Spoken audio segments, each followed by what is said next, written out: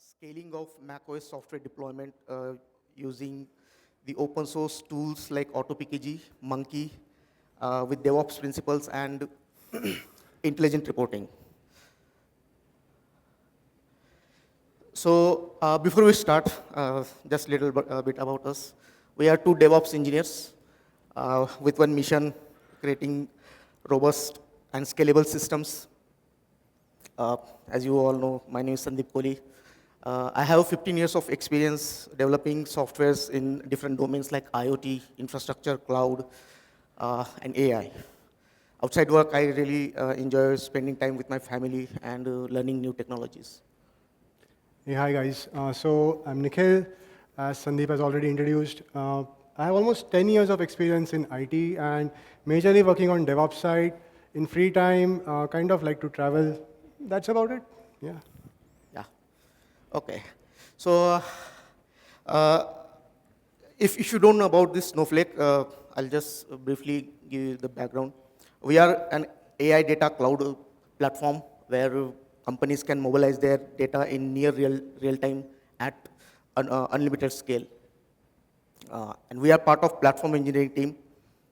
We handle different devices from macOS, iOS, Android, then Linux and Windows.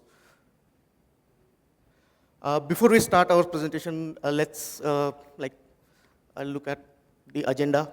We're going to talk about the challenges which we had while deploying the macOS application in our fleet. Then, then the foundation which we solve those problems, which is the development and CI/CD using DevOps practices.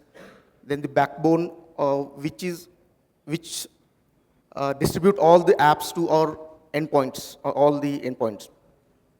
And that after that, the user experience to deploy those apps at scale without disrupting their workflows. And finally, we'll be discussing the reporting, intelligent reporting, and the Q&A. Yeah. Okay. Okay. So it is a bit technical, so we'll be going through some basic terminologies, technologies which we have used in our solution really quickly. That is AutoPkg for automating the packaging. Then MSC, Munki, which we use for macOS application deployment. Makefiles, which is our build management tool. CI/CD are the workflows to build, test, and deploy. GitLab, which is our version control system.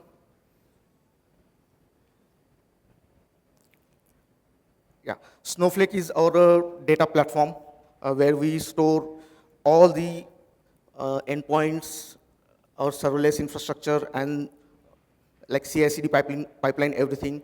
Serverless infrastructure is our backbone, which Nikhil will explain. Streamline is our visualization tool, which is part of a Snowflake ecosystem. We have also integrated cloud services, different cloud services, which Nikhil will explain. And the Slack alerts, obviously for the notifications. Okay, so what was the challenge before us? Before implementing this solution, we had our workflows manual to package applications and deploy them, which were slow and error prone.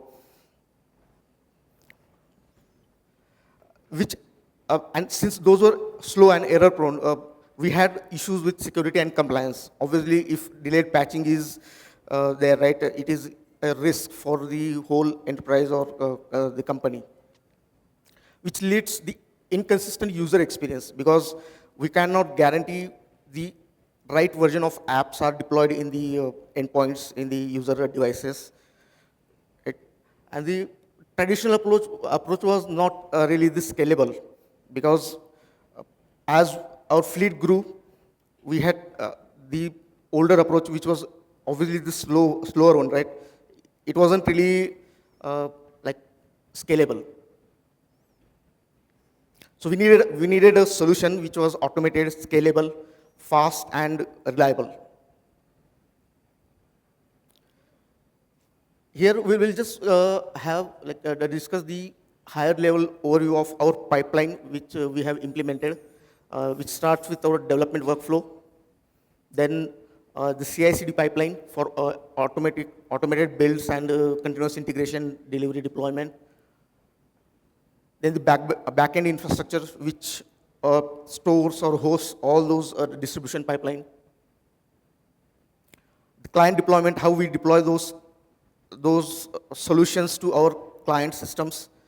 And finally, the reporting, because everything in these workflows, we ingest the data in our Snowhouse platform. Okay. Let's discuss the end-to-end automated pipeline, which is our actual solution. It has different components. Obviously, it starts with the development and CI/CD. Then we have a serverless infrastructure. Now, why serverless? Which Nikhil will explain. Because traditional ways are to use servers to host our applications or solutions, right? But with serverless, there are advantages which Nikhil will explain in detail. The client deployment, because after implementing the solution, we have to deploy those apps or those solutions to our client devices, right? And everything in these workflows, we ingest into our analytics platform, which is Snowflake. And we use other tools which we discussed earlier, right? A streamline and dashboarding. So let's discuss those workflows in a little detail now. First, let's start with the development workflow. Here, it starts with the recipes and makefiles. Recipes are basically the instructions to download, import, and store packages into Munki repository, right? And makefile we have used to automate our build, automate those workflows so that we don't have to run those commands manually. The build triggers like local build. So the recipes and makefile, the combination of those trigger a local build, which are identical to our CI builds. I'll explain those in a moment. Here we do some syntax checks like the static analysis, this format of recipes, whether those follow the coding standards or not, the basic development stuff. And then it triggers AutoPkg, a tool which reads all those instructions from the recipes and then downloads a package, does a code signature verification, all those security stuff in the process, right? After downloading, those packages are imported in a local Munki repository. So AutoPkg works with this approach that it creates a local repository just for testing, so that we can test them quickly in our development boxes. And then local configs to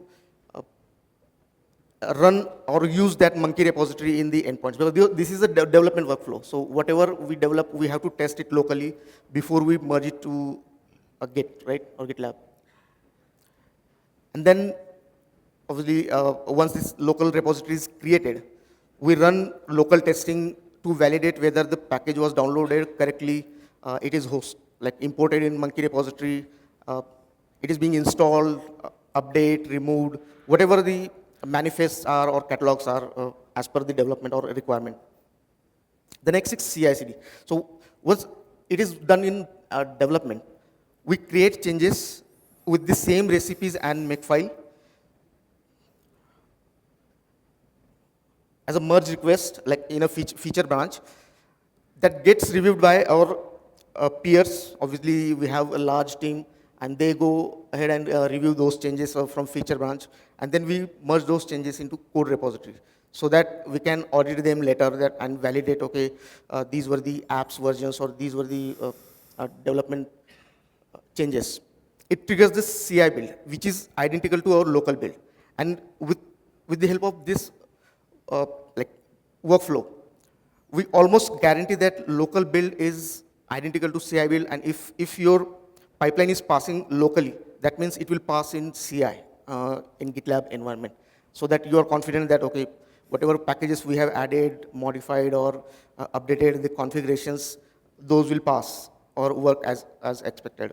And once CI build is done, it will send the Slack alerts to the group channel just to update the team. And the CI repo, right, which locally was created, it creates in the same CI environment to sync it to our backend infrastructure in our S3 bucket, cloud sync. So what are the like benefits of these pipelines or these automated workflows?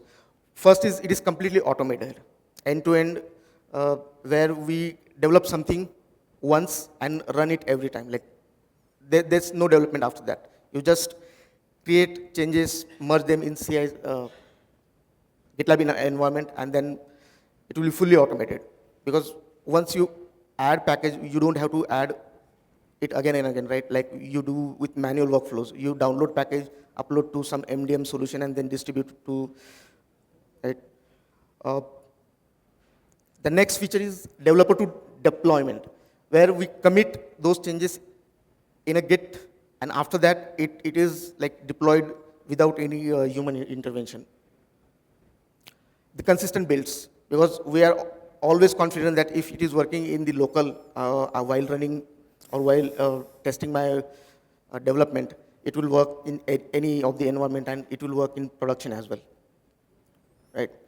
And through continuous integration and delivery, because which is core of DevOps, where we continuously integrate our changes, those get built and then validated and delivered to the environments, like different environments, and then sync to our package repositories.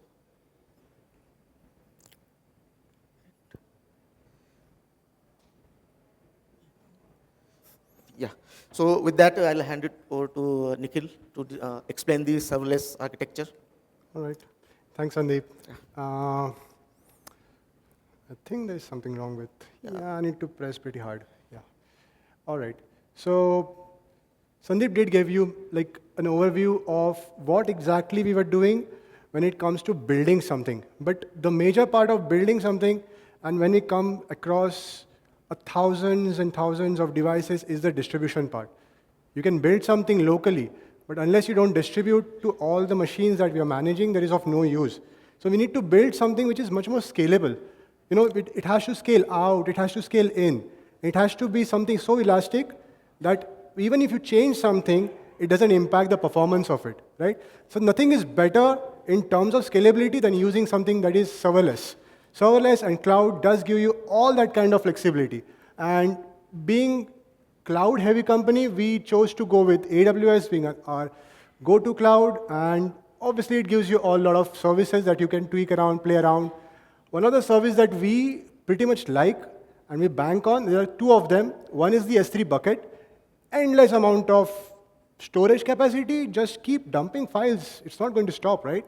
And then there is CDN. I love this slide because it actually shows you how exactly it works and how exactly it scales out to each and every location around the world. Snowflake is a global company. We have footprint all over the world. And everybody needs seamless distribution of these apps. We need to make sure that we are compliant and we deliver each and every package that we build with the latest version at immediate amount of time. I don't want any delays. It's not like Asia will be getting the package today and the Europe is going to get tomorrow. No, it's going to get within the seconds. Everybody needs to get that package once it's built. So the content delivery network is my favorite service. When you play around with that, it gives you such a flexibility to add authorization with Lambda at edge. Now with that kind of security, I know who all are trying to access my CDN. And I want to make sure that no unauthorized access comes to my CDN and tries to download any of my packages, because I need to make sure that these packages are pretty much secured, are the actual packages that we develop, and nobody tinkers about it. Obviously, with CDN, you cannot push anything. You are going to get download, but I don't want to congest my CDN as well, right? I want to make sure only valid traffics come in. They don't want to have garbage traffic coming in, blocking my CDN, disturbing my delivery network. So this is amazing way of architecting, and it's quite simple as well. You don't want to complex something with more clogs to our infrastructure. We already have enough of it. You don't want to add to it, but we want to make sure it scales out as well. So S3 bucket for storage, Lambda for authorization. We have Lambda using Vault as a secret manager, taking secrets, all of it coming from all the endpoints, trying to access CDN, getting it, validating it, everything coming back with the latest package. Okay. So yeah, what do we do? How we do it? We do it through Lambda and everything, right? But how we do it from overall perspective? You need to basically make sure that everything, all the packages which does all these things on the back end, calling all the packages from CDN and everything, comes through MSC. MSC helps us do that with all the configs. We push it when a guy gets onboarded on the team, right? He gets the Mac. Everybody does the initial enrollment, right? We all push all the policies into it with security policies and everything. MSC comes as part of it. Our configs go on that machine obviously with Jamf. We have our policies, we have our authorization tokens and everything sitting there, make pretty sure that nobody is able to access that. That we make sure. And obviously, I'm not going to do it how, but we make sure we can connect it later. But we make sure that those configs and everything sits on the machine. It calls the CDN, and obviously a package starts coming in. Since what we do is, this is a get repository. Even if someone tries to access our CDN, they're not going to push something back. So I know all they can do is they can get it. So I'm pretty okay with the kind of data that I'm going to send it to them. All right. So one thing that when we do all these things, right? I can put all sorts of package, download it, push it. But how would I know what exactly have I pushed it unless I don't measure it, right? Data is like in the current state, right, where AI has become like something like go-to word. Everybody is like a buzzword, AI, LLMs, and all these things. Everything works, but not without data, right? So even for us, if we don't get that data, the kind of data that I'm sending out to my users, what kind of package I'm sending, what kind of version I'm sending, how fast I'm sending, I don't know at what time I'm sending. All right, so I need to know that. I need to collect all that. So how do I collect? I have all these endpoints. I get it from MSC through Jamf, Fleet, endpoints, my CI/CD is sending data, my AutoPkg, everything coming to Snowflake.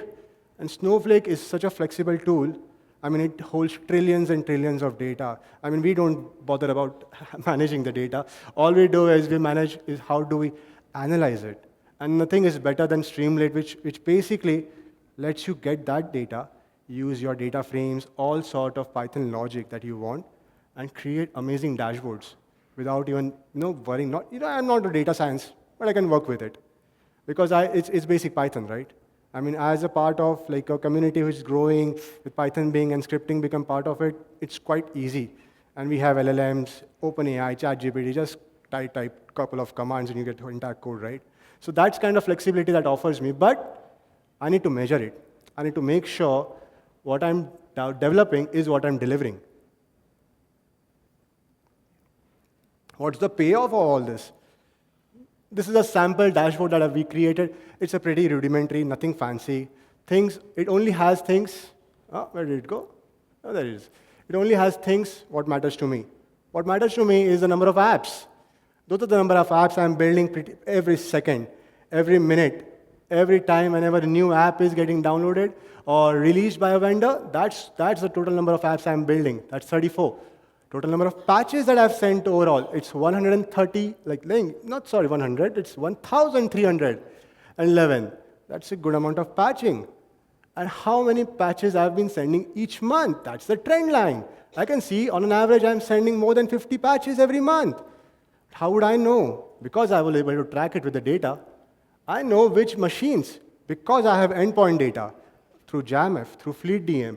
I know how many endpoints data I have with certain amount of versions of any of the application on top of it. So tomorrow when a compliance guy comes to me, hey, you're not 50% compliant, we have a new release of Chrome with a CVE, something like that. I can say, go check out the dashboard. It has all the data. Come back to me when you don't see something on it. I'll work on it. Till then, you have everything over here, tracked, delivered, compliant. Obviously, intelligent reporting comes with intelligent notification. We are building everything. I don't want to be there supporting, seeing those logs, if something went right, something went wrong, if it happened in the morning, at night. Nah, I don't want to do that. I want something to tell me if it's broken or it is fixed, if it's running, it has stopped. These are the sample, some Slack notification that we do. Interesting thing over here is this is a build notification. The build pipeline, what Sandeep told you, right? It was GitLab building, CI/CD, and everything. Over here, you see two things, the new updates and excluded projects. The new updates gives me the amount of updates that happen in this particular build with the version of that particular app. That's going into the production and getting delivered to all the machines throughout Snowflake. And then there are the excluding projects. You know, these things are dependent on vendors. We don't develop for that. Vendors do. When vendors develop, there might be some issues. They might change some code. They might change some structure. You might break. I don't want to stop my pipelines. There's a one vendor break, two vendor break. I have 34 apps. I'm not stopping delivering for those 34 apps.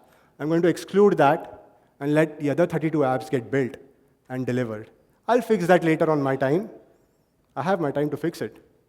And obviously, Git comes with your own set of checks, deliverability, peer reviews, and all the stuff. This is what we do.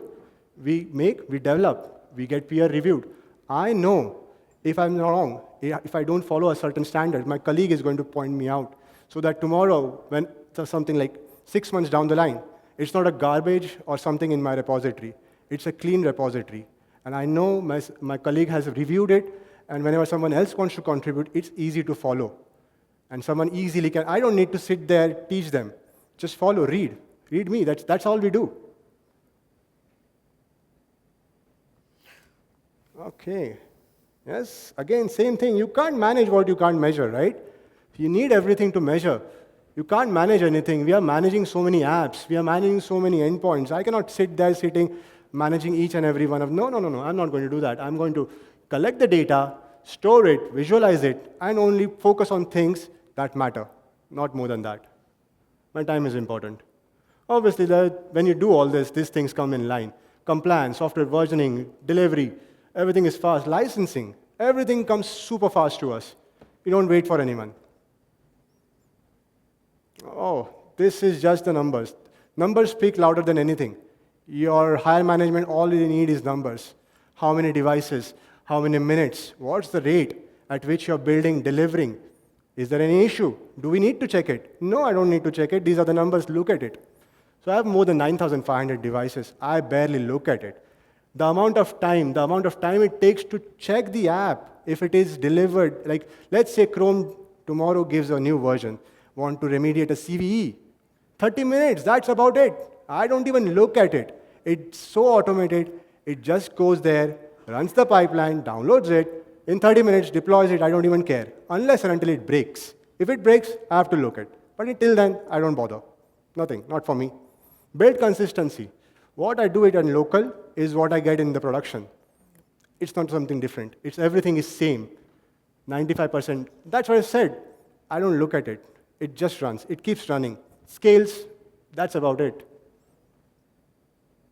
So, I mean, it's all about talking. Let's see what it can do. Sandeep, please.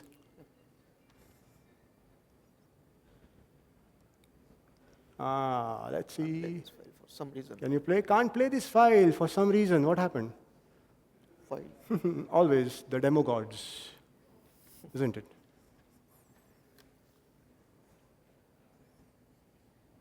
It is there. Is it Wi-Fi? Is it connected? It is connected. No. It is See, not. told you.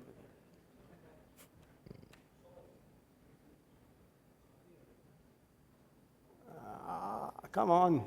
No, there is no audio.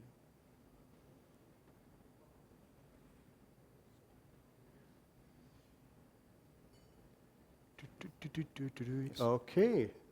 Can you just, let's just move it a bit faster so that we don't take much of a time. 1.2, 5.5. All right. Okay, from the start. Thank you. All right, so this is what we do locally. What it does, it builds you. It uses make. It builds all the package. Now you can see a particular version. We are at 4.4 for 4.4 for Slack. Let's build a new version. This is happening locally, by the way. Nothing in production. You're testing right now. There's a new version. I want to test it first on my machine. There's nothing in MSC. I do a make local. I don't do anything. That's just one command. That's it. It just, don't get scared with all the logs. It's just there. I'm not doing anything. Take it, take it, take it, take it. And we have a new version. Do we see it? Yes, there we see it, 4.545. I install it. Okay, let's see. Okay. Okay, it's getting installed, it's finishing. Oh, my software is up to date. Let's see, let's check if it's actually deployed. Okay, clear it. Did it happen? No. Now it happened, 4.45. See? It's so easy. But wait, this is just local. This one I validated, it's working. I asked my guy to check it, review it. It gets pushed to the production, and only then it gets distributed all around the world. That's our CI/CD. Build, clean, sync. And we do it for multiple regions as well. We work in China. China has its own compliance, China has its own restrictions. We had to work around it. I don't change my repository, I work around it. I add certain fixes to it, and it works for China. Thank you.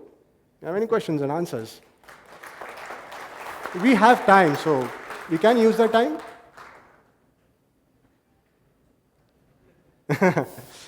I've been told not to use much time, so I started finish it faster than expected. Anyone have any questions? Good.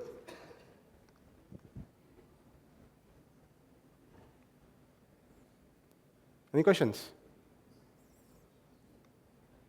Was it fast? Was it slow? Anything you feel? Hey, hi. Yeah. So I have a question regarding when we are packaging, right? It's automatically downloading from the vendor site and it's getting uploaded. So in Mac, we have different packages. For example, .pkg, DMG, and .mpkg, something like that. Yeah. .app also. So I have a question if I have a DMG file, but I want to upload when I extract it, it's a .app file. So such kind of applications, how it's getting uploaded, and do you have any script or something? So We don't have to write anything custom. Yeah. Okay. AutoPkg gives you post processors. Yeah. So you just use one of the post processor, it will convert your DMZ to PKG or whatever format you want. You can write your own logic. You just write those in recipes, Okay. and that is plain XML. Yes. YAML is also supported.